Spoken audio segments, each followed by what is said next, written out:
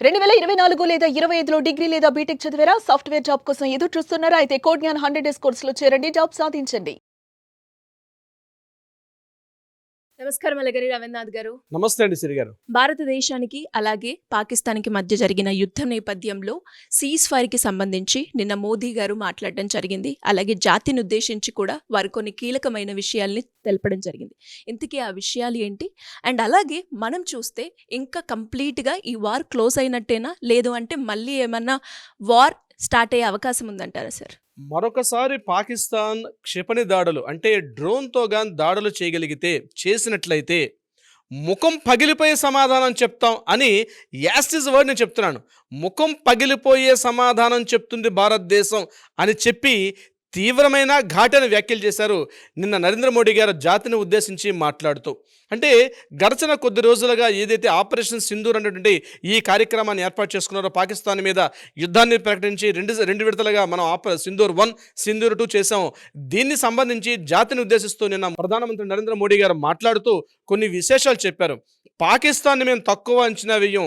పాకిస్తాన్ కానీ మరొకసారి ఇటువంటి కాల్పులకు ఉద్దేశించి కానీ భారతదేశం మీద ఉగ్రవాద దాడి కానీ జరిగితే మేము దాన్ని యుద్ధంగానే భావిస్తాం, మేము ప్రతిస్పందిస్తాం. అది యుద్ధంగా దీనికి సమాధానం చెప్తుంది.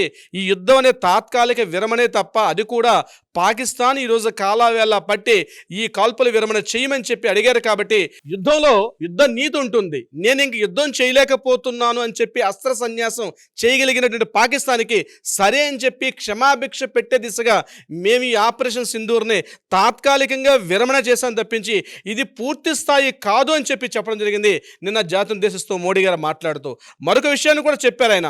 మన భారత వీరకిశోరాలు చేసినట్టే ఆ తెగింపు, ఆ ధీరత్వం, ఆ డేరింగ్ చేసిన విధానం అవుతుందో అది నిజంగా ఆయన అబ్బురపడి ప్రతి ఒక్కరికి పేరు పేరున ఆయన అభినందన తెలుపుతూ ఉన్నారు కూడా ఈ విషయంలో కూడా. మేము ఎక్కడ కూడా పాకిస్తాన్ని, ముఖ్యంగా పాకిస్తాన్ యొక్క ఉగ్రదాడి అని ఎక్కడ పాకిస్తాన్ ప్రజలను కానీ పాకిస్తాన్ ప్రభుత్వాన్ని కానీ చెప్పలేదు.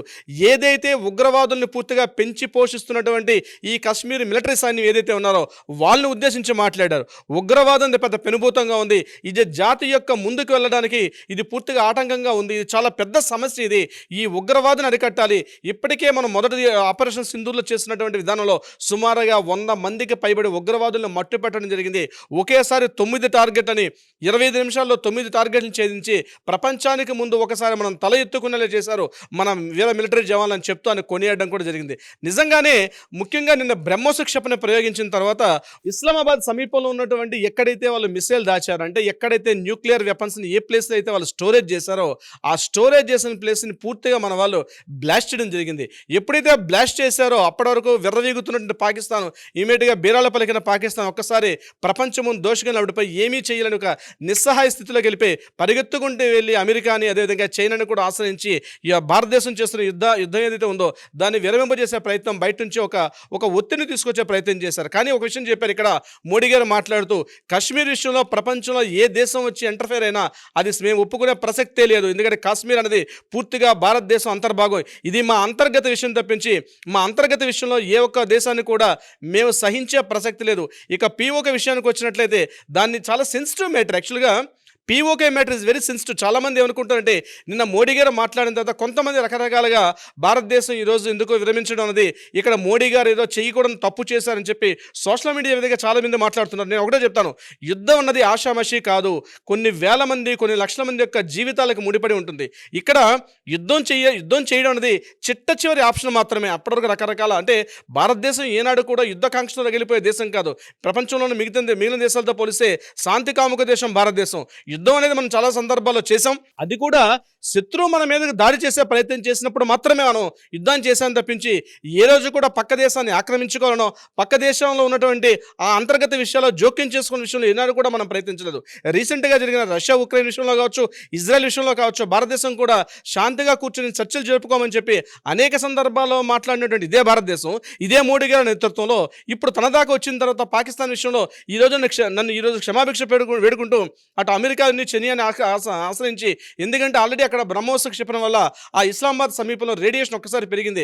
ఉన్నటువంటి బాంబులు ఉన్నాయో స్పాయిల్ అయ్యో తెలియదు, ఎంతమంది ఆ రేడియేషన్ చనిపోయారో కూడా తెలియదు. అంటే ఒక్కసారి వాళ్ళు డిఫెన్స్లోకి వెళ్ళిపోయిన పరిస్థితి వచ్చింది. ఇటువంటి పరిస్థితులు అస్త్ర సన్యాసం చేసినటువంటి పాకిస్తాన్కి ఆల్రెడీ పూర్తిగా యుద్ధం చేయలేని నిస్సహాయ స్థితిలోకి వెళ్ళిపోయినటువంటి ఆ దేశం మీద యుద్ధం చేయడం సమంజసం కాదు అని చెప్పి మోడీ గారు నిన్న ఈ సీజ్ఫైర్ అనేటువంటి యాక్టివిటీని తీసుకొని రావడం జరిగింది. అంటే తాత్కాలికంగా ఒక విరమణ చేశారు, అంతే తప్పించి యుద్ధం ఆపే ప్రసక్తి లేదు. ఆల్రెడీ ఒక ఉగ్రవాదులు మొత్తం 21 స్థావరాలు ఉన్నాయి, అంటే 21 స్థావరాల్లో పాకిస్తాన్లో ఉగ్రవాద స్థావరాలు అంటే ట్రైనింగ్ క్యాంప్స్ అని ఒక విషయం కూడా చెప్పారు. ఉగ్రవాదులకు యూనివర్సిటీ ఉన్నది పాకిస్తాన్ ఒక సెంటెన్స్ కూడా వాడారు. అంటే ప్రపంచవ్యాప్తంగా యూనివర్సిటీలు అంటే స్టూడెంట్స్ని తయారు చేసినట్టుగా టెర్రరిస్ట్ మూకలను తయారు చేస్తుంది. 21 స్థావరాలు ఉంటే అవుట్ ఆఫ్ 21 స్థావరాల్లో 9 స్థావరాలని ఎకాఎకిన ముట్టు పెట్టేశాను. ఒకే షాట్కి మొత్తం 9 స్థావరాలు కూడా కొట్టుమిట్టాడుకున్నారు. ఇంకా కేవలం 12 మాత్రమే ఉన్నాయి. ఈ 12 స్థావరాలను కూడా వాళ్ళకి అర్థమైపోయింది, ఇదే భారతదేశం ఇదే స్పీడ్లో రెచ్చిపోతే ఇక పాకిస్తాన్ అన్న దేశం కూడా ప్రపంచం యొక్క ముఖచిత్రపటంలో ఉండే అవకాశం కూడా లేదు. దీన్ని ముందుగా అర్థం చేసుకోండి. పాకిస్తాన్ సీజ్ఫైర్ ఒక ప్రపోజల్తో ముందుకు రావడం కూడా జరిగింది. దీన్ని ఉద్దేశించి కేవలం పాకిస్తాన్ వాళ్ళు ఎప్పుడైతే వెనక్కి తగ్గారో దాన్ని అడ్వాంటేజ్ తీసుకొని నిన్న మోడీ గారు నేతృత్వం ఉన్నటువంటి భారత యువజవాన్లు అటు ఎయిర్ ఫోర్స్ కావచ్చు, మిలిటరీ కావచ్చు, నేవీ కావచ్చు, వీళ్ళందరూ కూడా తాత్కాలికంగా నిలుపుదల చేయడం అన్నట్టుగా జరిగింది. కానీ పాకిస్తాన్ మళ్ళీ దొంగ పాకిస్తాన్, కుయుక్తుల పాకిస్తాన్, తుంటరి పాకిస్తాన్ ఎప్పటికైనా ఏ క్షణమైనా అదును చూసి మాటు కాసి మళ్ళీ ఎప్పటికైనా క్షిపణ దాడి చేసే అవకాశం ఉంది. ఆ విషయాన్ని ఉద్దేశిస్తూ కూడా ఒక మాట్లాడేది ఏమంటారంటే, ఎప్పుడైనా భారతదేశం మీదకి ఒక క్షిపణ కానీ మీరు ఒక చిన్న బుల్లెట్ పంపిస్తే మేము ఆ మిసైల్స్ మీరు పంపించేది ఒక చిన్న బుల్లెట్ వస్తే మా దేశం నుంచి మీ దేశం మీదకి మిసైల్స్ వస్తాయి. ఈరోజు ప్రపంచం అంతా చూసింది భారతదేశం యొక్క ఈ యొక్క మనకు ఉన్నటువంటి మిలిటరీ పవర్ ఏంటి, మన టెక్నాలజీ ఏంటి, ముఖ్యంగా ఇవన్నీ కూడా మనం డెవలప్ చేసుకునే టెక్నాలజీస్. ఈ మిగిలిన దేశాల మీద ఆధారపడిన దానికన్నా భారతదేశం డెవలప్ చేసుకున్న ఈ యొక్క ఎనర్జీస్ లెవెల్స్ ఏంటున్నాయో యావత్ ప్రపంచం కూడా మన వైపు చూసే పరిస్థితి వచ్చింది. సో ఒక్కటి విషయం ఏంటంటే, ఈరోజు సీజ్ఫైర్ కార్యక్రమం ఏది చేసుకున్నారో ఇది కేవలం తాత్కాలికంగా మాత్రమే తప్ప ఇది పూర్తి స్థాయిలో కాదు. ఈరోజు నిన్నటికి గడిచిన 10 రోజులుగా చూసినట్లయితే పాకిస్తాన్ యొక్క గ్రాఫ్ లెవెల్ పూర్తిగా పడిపోయింది. ఇప్పటికే అక్కడ రూపాయి పతనం చెందింది.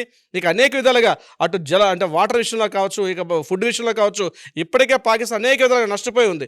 ఈ సమయంలో వాళ్ళు ఏం చేస్తారంటే యుద్ధం కంటిన్యూ చేసే పరిస్థితి లేదు కాబట్టి, పాకిస్తాన్ అడిగారు కాబట్టి భారతదేశం వెనక తగ్గలేదు, అక్కడ ఆగడం జరిగింది. తాత్కాలికంగా ఒక నిలుపుదల చేయడం మాత్రం చేశారు తప్పించి ఇది పూర్తి స్థాయి కాదు. నిజంగా మోడీ గారు మాట్లాడుతూ ఆయన జాతిని ఉద్దేశిస్తూ మాట్లాడిన మాట్లాడుతుంది నిజంగా ప్రతి ఒక్కరు కూడా మిసం మిలేసి తిప్పుకున్న రీతిగా మాట్లాడడం కూడా జరిగింది. ఎక్కడైనా ఏ విషయంలో కూడా తగ్గలేదు. అమెరికా కావచ్చు, ప్రపంచం కావచ్చు, ఎందుకంటే యావత్ ప్రపంచం కూడా నేను చూశారు నిన్న మోడీ గారి స్పీచ్లో ఏం మాట్లాడతారు, ఎలా మాట్లాడతారని చెప్పి అనుకున్నట్టుగానే వాడి వేడి సూటితనం ఎక్కడ తగ్గకుండా మోడీ గారు అద్భుతంగా మాట్లాడడం జరిగింది. ప్రపంచానికి ఒక సమాధానం చెప్పారు, ఎలా ఉంటుంది భారతదేశం యొక్క రిటార్ట్, ఎలా ఉంటుంది భారతదేశం యొక్క తీర్పు, ఎలా ఉంటుంది.